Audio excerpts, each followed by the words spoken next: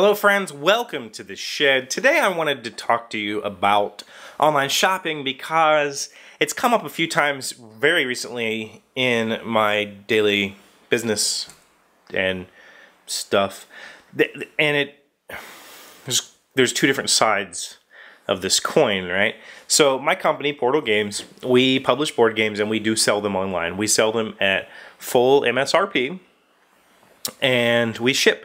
But typically it doesn't make a whole lot of sense because they ship from Poland that, you know, the normal North American consumer would pay almost as much in shipping as they would pay for the game. So typically those consumers would purchase from an American retailer, whether online or not. So we recently launched a new game that comes out at Gen Con. And we started a pre-order for it. And we, of course, set the pre-order price at MSRP. Now, what that means is the manufacturer's suggested retail price is really, there's no fixed formula for how this thing works. Essentially, what it entails is we have a price that we need to make as a company so that we don't go bankrupt. And that price involves artwork, paying our in-house graphic designers, artists, you know, the people who write the rules. The whole company has to make a living. So this is all of our salaries, production costs, etc. Okay. Then we have to factor in shipping. So the shipper gets the truck drivers and the boat captains and all those people, they get their chunk of this. And then the distribution channels, they get their chunk of this because, you know, they want paid for warehousing and shipping this stuff. And then it finally gets to the retailer, and the retailer gets a chunk of this. And so what you pay at the counter is not what it costs to make this game. It's what it costs to get this game into your hands. And that retailer portion is a pretty large portion. Typically, wholesalers take about 10%. So, and a retailer is going to get about 36 or 37%. So for the retailer, their goal is to sell as much product as they can and not go bankrupt, right? So for them, for a wholesaler who's selling hundreds or thousands of copies, they can afford to only make a dollar or so per unit. But the retailer who's only going to sell 10 or so, they have to make a much larger margin to make a living, to keep their lights on in their store. Okay, but there are online outlets that don't care about margin, they care about volume, and so they'll cut their portion way down. So if we sell a $60 game online, you might be able to find it some places for like 25 because, or 30 or whatever, because that particular online seller has decided to sell volume instead of making money on individual units, and so they undercut everybody. And it's frustrating. It's really frustrating when we open a pre-order for a game at, the current game is $75. It's a very large game with a ton of components. And you can already pre-order it from some online companies for like 45 bucks. And that's frustrating because as a consumer, I don't want to pay $75. I want to pay $45, right? As a publisher, we sell online because that means that we don't have to give up that margin to the distributors and the shippers and the shops. You know, we can sell for our price and we get a larger chunk, which really, really, really helps us out. And it's frustrating when anything like that can be purchased at such a drastic cut. Now, sure, you could go on eBay and you can always find deals on eBay, but depending on the product, you might be buying a knockoff that you're not aware is a knockoff until you get it in your hands.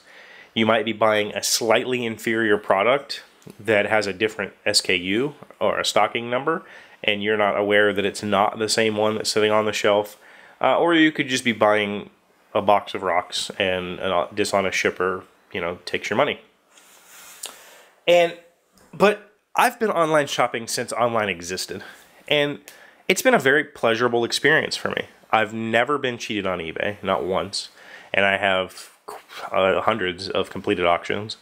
I've never been cheated on Amazon. I've even shopped directly from China on a lot of the Chinese wholesale sites, and I've never been cheated on those. So I've been lucky, I guess, because I hear a lot of horror stories.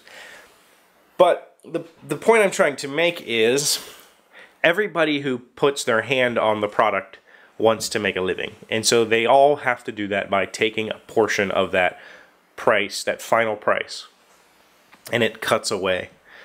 The people who can sell a product for half off, or they might have a direct channel, or they just cut their margin to nothing and hope to sell volume. That being said,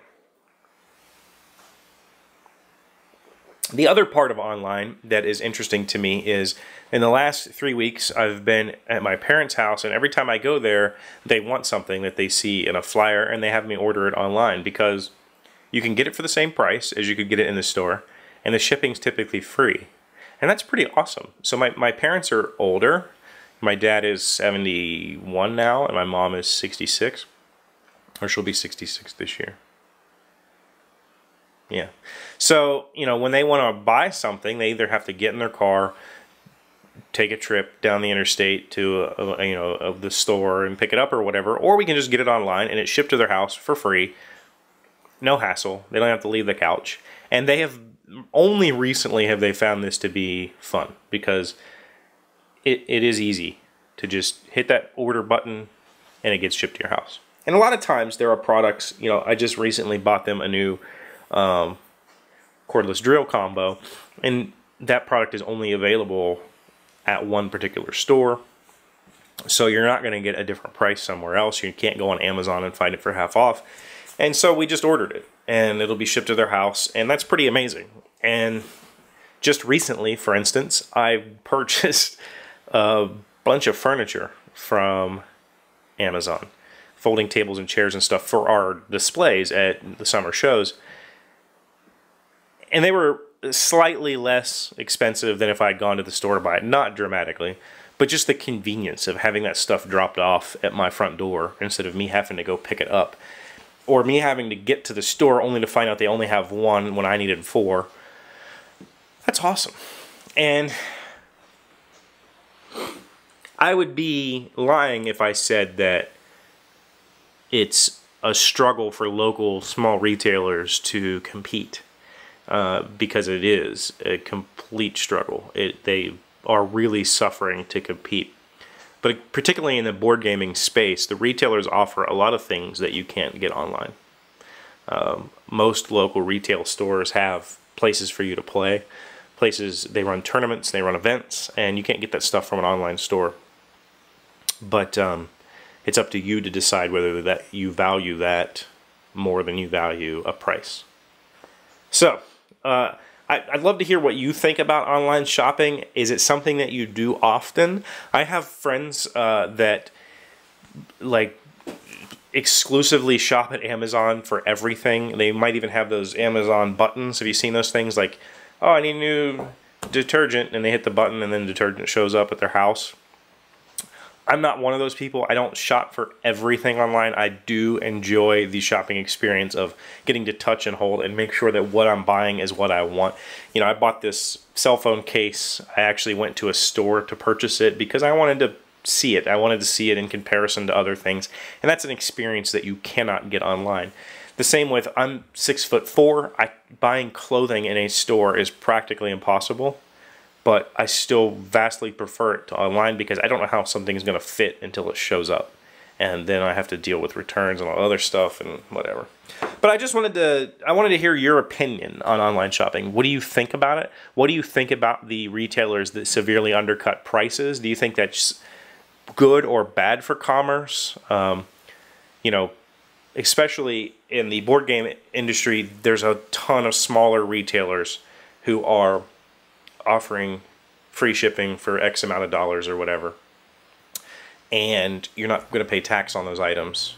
You are supposed to pay your state taxes for those purchases, but does anybody do that? I do it. Do you? You're supposed to. So there are some advantages, I guess, that aren't technically legal, but whatever. So just hit me up in the comments. Let me know what you think about online shopping, whether it's a good thing or a bad thing. Do you do it a lot? Do you not do it a lot? I'd really love to hear what you have to say. Until tomorrow, I'll catch you guys then. Yeah. That was an awkward ending. Hey, Doc, wait! I want to ask you something. Today's random fact comes from Wikipedia.org. Who wrote The Little Mermaid? The Little Mermaid, Danish, Den Lille Havfru?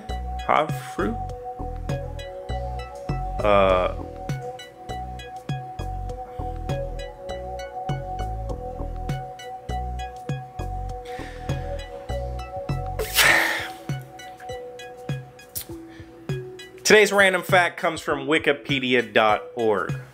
Of course it does. Who wrote The Little Mermaid? The Little Mermaid, Danish, Den Lille Havfru? Dunga, tell me how to say that.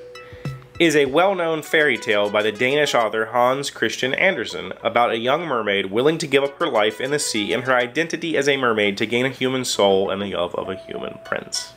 That's cute. I had no idea that it was Danish. I have heard of Hans Christian Andersen, but I didn't know he was Danish. Because I'm a bad person, apparently. I just assume everything's American.